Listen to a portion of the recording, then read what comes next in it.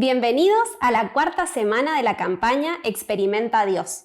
En estas semanas hemos entendido que Dios está siempre obrando y que nos invita a unirnos a lo que Él está haciendo. Quiere tener una comunión íntima de amor con nosotros y nos habla para revelarse a sí mismo y a su propósito. Ajustar la vida a Dios es el segundo punto decisivo en el conocer y hacer la voluntad de Dios. El primero fue la crisis de fe. Es necesario creer que Dios es quien dice ser y que Él va a hacer lo que se ha propuesto. Una vez que llegamos a creer, la fe se evidencia por lo que hacemos. Es decir, que la fe produce acción y esa acción implica ajustes y obediencia. Santiago 2:17 dice: así también la fe, si no tiene obras, es muerta en sí misma. Los ajustes son necesarios. Dios está ejecutando su propósito y ese propósito exige un ajuste, que además de ser necesario, es urgente. En las Escrituras vemos que cuando Jesús llamó a alguien, requirió una respuesta inmediata.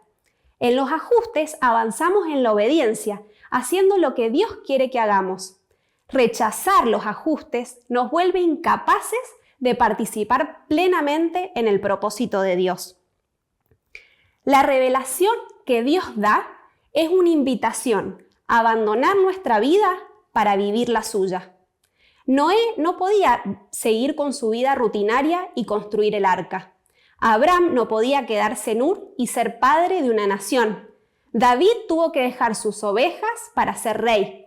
Los discípulos tuvieron que dejar sus oficios para seguir a Jesús. Pablo tuvo que hacer un cambio completo de dirección para ser usado por Dios para ir a predicar a los gentiles. Y vemos que cuando lo hicieron, Dios obró por medio de ellos, cumplió su propósito y ellos pudieron comprobar que valía la pena dejarlo todo por Él. Tal vez vos pienses que Dios no te va a pedir un gran ajuste, o a veces tenemos la tendencia de dejar de lado el ajuste y pasar directamente al hacer. Quizás esto que hablamos te suena un poco radical, pero Jesús mismo dejó en claro que no hay otra alternativa. En Lucas 14 leemos: como grandes multitudes lo seguían, Jesús se volvió a ellos y les dijo: si alguno viene a mí y no renuncia a su padre, ni a su madre, ni a su mujer, ni a sus hijos, ni a sus hermanas y hermanas, y ni siquiera a su propia vida, no puede ser mi discípulo. Y el que no toma su cruz y me sigue, no puede ser mi discípulo. Así también cualquiera de ustedes que no renuncia a todo lo que tiene, no puede ser mi discípulo. Dios no nos exige algo, nos exige todo. El que no renuncia a todo cuanto tiene, incluyendo su propia vida, no puede ser su discípulo. No podemos seguir a Jesús si queremos conservar nuestra propia vida. Mateo 16, del 24 al 25 dice: entonces Jesús dijo a sus discípulos: si alguno quiere venir en pos de mí, niéguese a sí mismo, tome su cruz y sígame. Porque todo el que quiera salvar su vida, la perderá. Y todo el que pierda su vida por causa de mí, la hallará. El que quiere seguir a Cristo tiene que tomar su cruz cada día. La cruz no siempre implica o contiene sufrimiento o tortura, pero sí es señal de cancelación de la propia vida. Hay un antes y un después de la cruz. Es una transición. Antes estaba nuestra vida y ahora no está más, porque ahora Cristo es nuestra vida. Como dice Pablo en Colosenses: cuando Cristo, nuestra vida, sea manifestado, entonces ustedes también serán manifestados con Él en gloria. Filipenses 1:21: pues para mí el vivir es Cristo y el morir es ganancia. Gálatas 2:20: con Cristo estoy juntamente crucificado, y ya no vivo yo, mas Cristo vive en mí. Primera de Juan 5:11 y 12. Y este es el testimonio, que Dios nos ha dado vida eterna y esta vida está en su Hijo. El que tiene al Hijo tiene la vida, el que no tiene al Hijo de Dios no tiene la vida. El autor Austin Sparks dijo: la inalterable base para que se nos abra el cielo es una tumba y una crisis en la que uno ha llegado al fin de su propia vida egoísta. Es la crisis de una experiencia real de identificarse con Cristo en su muerte. Entonces, ¿cuál es el ajuste que Dios quiere? Una vida completamente rendida y obediente a Él. Esto implica ajustes en cosas que a veces consideramos buenas, pero que no colaboran con su propósito, como pueden ser circunstancias como trabajo, casa, finanzas, entretenimientos diarios, proyectos personales, relaciones, planes, sueños, formas de pensar, prejuicios, métodos, tradiciones y creencias. Es posible que tengas que dejar lo que es muy preciado para vos. Y con esto Dios no es que ande buscando cómo complicarnos la vida, pero sí quiere ser el Señor de todo.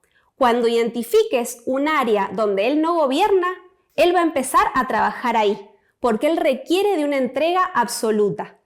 Recordemos siempre que Dios nos ama y que sus planes son lo mejor para nosotros. Si Él nos pide un ajuste, es para nuestro bien.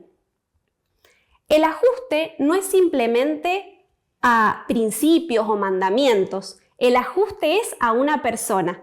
Ajustamos nuestra vida a Dios. Morimos a nuestras formas de pensar y hacer para que Él pueda obrar por medio de nosotros y cumplir su propósito. C.S. Lewis decía, Cristo dice, dame todo. Yo no quiero todo tu tiempo, ni todo tu dinero, ni todo tu trabajo, te quiero a ti. No he venido para atormentar tu ego natural, sino para matarlo. Ninguna medida a medias es buena. No quiero cortar una rama aquí y otra allá. Quiero tumbar todo el árbol. A cambio te daré a mí mismo. Mi propia voluntad será la tuya. Recordemos también que la cruz no termina en muerte, sino en resurrección. Vamos a ella para resucitar. Y la recompensa es una que el mundo jamás podría darnos. Es eterna y gloriosa. Jim Elliot, misionero asesinado por los Aucas en Ecuador, dijo, no es necio quien da lo que no puede guardar para ganar lo que no puede perder. Salmo 16:11, me mostrarás la senda de la vida, en tu presencia y plenitud de gozo, delicias a tu diestra para siempre. Juan 10:10, yo he venido para que tengan vida y la tengan en abundancia. Juan 8:36, así que si el Hijo los liberta, serán verdaderamente libres. Colosenses 2, del 9 al 10, porque en Él habita corporalmente toda la plenitud de la deidad, y en Él, que es la cabeza de toda autoridad y poder, ustedes reciben esa plenitud. Seguirlo implica un costo. No podemos quedarnos donde estamos y seguir a Dios. No podemos seguir haciendo las cosas a nuestra manera y cumplir con su propósito. El Evangelio no pone a Dios en nuestra agenda, sino que nos pone a nosotros en la agenda de Dios. Toda nuestra vida le pertenece a Él. Venga tu reino, hágase tu voluntad, en la tierra así como en el cielo. No es tu obra, es la obra de Dios. Y Dios bendice solo lo que Él inicia y produce. Muchos fracasos obedecen a no entender esta realidad, a no dejar que Dios haga lo que realmente Él puede hacer. La obediencia es costosa para vos y para los que te rodean, pero no se puede conocer ni hacer la voluntad de Dios si no estamos dispuestos a pagar un precio. Fue en este mismo punto donde muchos discípulos dejaron de seguirlo y se volvieron atrás. Leemos en Juan 6. Al oír esto, muchos de sus discípulos dijeron, «Dura es esta palabra, ¿quién puede escucharla?» Jesús, al darse cuenta de que sus discípulos murmuraban acerca de esto, les dijo, ¿esto les resulta escandaloso? A partir de entonces, muchos de sus discípulos dejaron de seguirlo y ya no andaban con él. Entonces Jesús dijo a los 12, ¿también ustedes quieren irse? Decimos que Dios es el Señor y que Él puede interrumpir nuestras vidas cuando quiera, pero muchas veces no esperamos que realmente lo haga. En realidad queremos que confirme lo que ya estamos haciendo y que no modifique ninguno de los planes que ya estamos ejecutando. Queremos que Dios marche por los canales que ya hemos establecido y que bendiga nuestros planes y proyectos.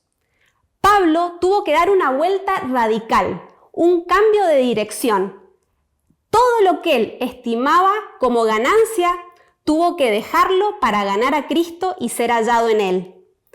Pero todo lo que para mí era ganancia, lo he estimado como pérdida por amor de Cristo. Y a decir verdad, incluso estimo todo como pérdida por la excelencia del conocimiento de Cristo Jesús, mi Señor. Por su amor lo he perdido todo y lo veo como basura, para ganar a Cristo y ser hallado en él. Pero acá surge una pregunta inevitable. ¿Cómo vivir una entrega tan radical? Y la respuesta es que no podemos hacerlo por nuestras propias fuerzas. Vivimos por medio de Él en una dependencia total. Juan 15 del 4 al 5 dice: «Permanezcan en mí y yo en ustedes. Así como el pámpano no puede llevar fruto por sí mismo si no permanece en la vid, así tampoco ustedes si no permanecen en mí. Yo soy la vid y ustedes los pámpanos. El que permanece en mí y yo en él, éste lleva mucho fruto, porque separados de mí ustedes nada pueden hacer». La obediencia requiere una dependencia total para que Dios obre por medio nuestro. Y esto implica dejar de lado el servir a Dios de acuerdo a nuestras capacidades, a nuestros gustos, preferencias e ideas, y avanzar a depender totalmente de Él, de su obra y de sus recursos. Si Dios no obra a través tuyo, no podés producir frutos para el reino. Solo cuando estamos crucificados con Cristo, Él puede vivir por medio nuestro para realizar sus propósitos por su gracia. Isaías 14:24 dice: «Todo se hará tal y como lo he pensado, todo se confirmará tal y como lo he decidido». Cuando Dios se propone hacer algo, Él nos garantiza que lo va a realizar. Y Él es quien produce lo que se ha propuesto. Si dependés de cualquier cosa que no sea Cristo y Él obrando en vos, estás buscando el fracaso en términos del reino. Buenos libros, métodos exitosos, programas creativos, el éxito de otros no pueden reemplazar tu comunión con Dios, porque separados de Él no podemos hacer nada. Él es quien lo hace. Filipenses 2:13 dice: «Porque Dios es el que produce en ustedes, así el querer como el hacer por su buena voluntad». Segundas Corintios 3 del 4 al 6. Esta es la confianza que delante de Dios tenemos por medio de Cristo. No es que nos consideremos competentes en nosotros mismos. Nuestra capacidad viene de Dios. Él nos ha capacitado para ser servidores de un nuevo pacto. No el de la letra, sino el del Espíritu, porque la letra mata, pero el Espíritu da vida.